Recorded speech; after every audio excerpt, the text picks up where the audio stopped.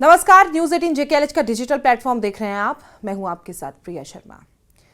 Shri Mata Vaishno Devi institute of medical excellence Jammu Kashmir के रीसी जिला में स्थित है और इसे श्री माता वैष्णो देवी श्राइन बोर्ड द्वारा संचालित किया जाता है। ये कॉलेज तीर्थयात्रियों की दान राशि से बना, यानी कि हिंदू श्रद्धालु जो वैष्णो देवी मंदिर में श्रद्धा और भक्ति के साथ योगदान देते हैं, उनका पैसा कुछ हिस्सों में इस मेडिकल कॉलेज की स्थापना में गया है। साल 2025 से 26 तक एमबीबीएस कोर्स की शुरुआत हुई और कॉलेज को 50 एमबीबीएस सीटें मिली। दाखिला नीट यूजी राष्ट्रीय पात्रता योग्यता परीक्षा के आधार पर हुआ, जैसा कि अन्य मेडिकल कॉलेजों में होता है। कहा जा रहा है कि एडमिशन मेरिट आधारित है। कॉलेज बोर्ड का तर्क है कि उन्हें माइनॉरिटी संस्थान का दर्जा नहीं मिला है, इसलिए धार्मिक आधार पर आरक्षण मतलब प्राथमिकता देना वैधानिक रूप से सही नहीं होगा। पहले बैच के 50 स्टूडेंट्स में से 42 मुस्लिम छात्रों को एडमिशन मिला, जबकि केवल 7 हिंदू और 1 सिख को यहां एडमिशन मिला। यह अनुपात कई हिंदू संगठनों जैसे वीएचपी, बजरंग दल और बीजेपी नेताओं के लिए असहनीय है, क्योंकि वो मानते हैं क्योंकि कॉलेज का जो पैसा उन्हें मिल रहा है वो हिंदू श्रद्धालुओं के दान से हो रहा है, इसलिए हिंदू छात्रों की ज्यादा हिस्सेदारी होनी चाहिए। कुछ स्थानीय लोगों ने कहा कि भविष्य में हिंदू, विशेषकर जो जम्मू रीसी क्षेत्र के युवाओं के लिए जो रिजर्वेशन होना चाहिए, ये भी खबरें निकलकर सामने आ रही हैं।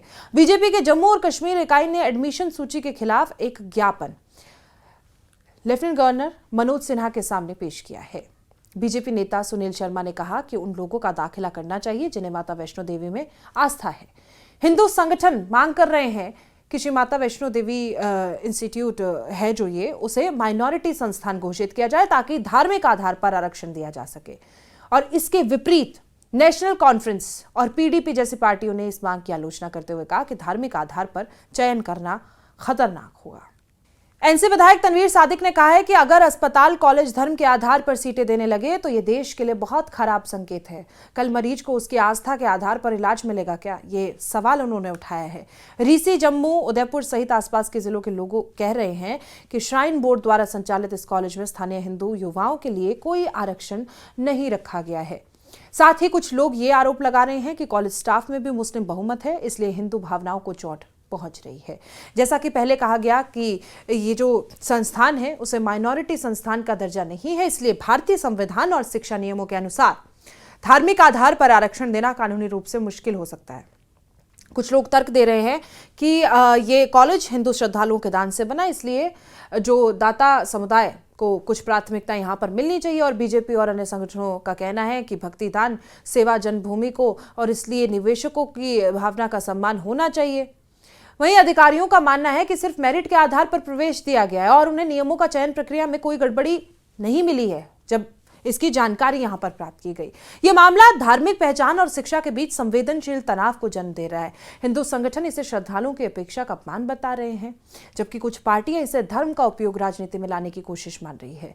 बीजेपी इस मुद्दे को लेकर राजनीतिक मोर्चा खोल रही है और न केवल स्थानीय जनता में बल्कि लेफ्टिनेंट गवर्नर स्तर पर भी अगर इस तरह की मांगे स्वीकार होती हैं तो अन्य मंदिर संस्था संचालित कॉलेजों में भी इस तरह की मांगे उठ सकती हैं। स्वाभाविक सी बात है। ये विवाद इस सवाल को फिर से उठा रहा है कि धार्मिक संस्थानों द्वारा जो वित्त पोषित सार्वजनिक उद्देश्य संस्थानों में भर्ती कैसे हो। क्या दाता जो इसको भर रहे हो उसे समुदाय की भावनाओं को मेरिट आधारित नीति से ऊपर रखा जाना चाहिए? क्या ये संविधान के बराबरी और धर्मनिरपेक्षता के सिद्धांतों से मेल खाता है? ये सवाल है। अगर ये मांग इस संस्थान को धार्मिक नुस्खे के आधार पर हिंदू संस्थान घोषित करने की सफल होती है तो अन्य विवाद भी उभर सकते हैं, हम देखते आते हैं। और अगर असफल होती है तो सोशल और राजनीतिक प्रदर्शन और गुस्सा बढ़ने की संभावना है। इस घटना से स्पष्ट होता है कि जरूरत है भर्ती नीतियों की समीक्षा और पारदर्शिता बढ़ाने की, खासकर उन संस्थानों में जो विशेष समुदाय यानी कि धार्मिक या अन्य द्वारा समर्थित होती हैं। हम इससे जुड़ी बयान भी आपको राजनीतिक पार्टियों के सुनाएंगे और साथ ही लोगों ने जिस तरीके से प्रदर्शन किया है और बजरंग दल के कार्यकर्ताओं का क्या कहना है वो भी आपको सुनाएंगे। हमारा श्री माता वैष्णो देवी श्राइन बोर्ड है, हम इसका इस्लामीकरण नहीं होने देंगे। चाहे वो यूनिवर्सिटी हो, चाहे नर्सिंग कॉलेज हो, चाहे मेडिकल कॉलेज हो, इसके अंदर जिस प्रकार से दूसरे धर्म के लोग जो हैं वो डाले गए, चाहे नौकरियां कर रहे हैं, चाहे वहां एडमिशन ली है, यह हिंदुओं का पैसा है, हिंदुओं के ऊपर खर्च होना चाहिए। ये मांग हम कर रहे हैं। ये 42 डॉक्टर जो इन्होंने यहाँ पर लाए हैं, जेके बोपी के माध्यम से, तो इनका जो है वो लिस्ट को कैंसिल कर हिंदुओं को वहां पर जो है वो जगह मिलनी चाहिए। हम तब तक संघर्ष करते रहेंगे जब तक हमारी मांगे जो है वो नहीं मानी जाएंगी। असेंबली ने बिल पास किया माता वैष्णो देवी यूनिवर्सिटी को एस्टैब्लिश करने के लिए। उसमें मुझे बताइए ना, कहां पे लिखा था कि एक मजहब के लड़कों को या लड़कियों को उससे बाहर रखा जाएगा? उस वक्त ये कहा गया था कि इसमें एडमिशन जो है मजहब देख के नहीं होगा, सिर्फ मेरिट देख के होगा। अब जब मेरिट के बुनियाद पे एडमिशन के फैसले हो जाते हैं तो कुछ लोगों को ये पसंद नहीं है। अगर आपको बिना मेरिट के एडमिशन करना है तो सुप्रीम कोर्ट से इजाजत ले लीजिए, क्योंकि जहां तक मैं जानता हूं बिना मेरिट के आप एडमिशन दे नहीं सकते हो। ये जो विवाद है या इशू बना है जिसके ऊपर बयानबाजी हो रही है, सबसे पहले तो कानूनन तौर पे देखना चाहिए भी कहाँ कमी है, क्या चाहते हैं लोग, क्या चाहते हैं और सरकार ने इसके ऊपर क्या काम किया क्या नहीं किया। क्योंकि सरकार तो पहले तो 4 साल से गवर्नर रूल था, सीधा एलजी साहब रूल कर रहे थे। अब सरकार जो है नेशनल कॉन्फ्रेंस की है और चीफ मिनिस्टर साहब हैं, इसके ऊपर संज्ञान लेना चाहिए कि लोगों की बात करें। लेकिन इसके दूसरे तरीके से मैं कहना चाहूंगा कि जिस तरीके से इस इशू पे धर्म के नाम पे सियासत हो रही है और इसको पॉलिटिकलाइज किया जा रहा है, वो निंदनीय है। डॉक्टर का कोई धर्म नहीं है, डॉक्टर है। और डॉक्टर मेरी नजर में, मेरा अपना पर्सनल मानना है कि डॉक्टर भगवान के बाद दूसरा रूप। संघर्ष समिति बनी है इस मुद्दे को लेकर। देखिए, मैं पहले भी कह रहा हूँ कि इससे पहले भी संघर्ष समितियां बनी है ना, उससे जम्मू कश्मीर का नुकसान ही हुआ ना। पहले भी संघर्ष समितियों ने नुकसान ही किया ना।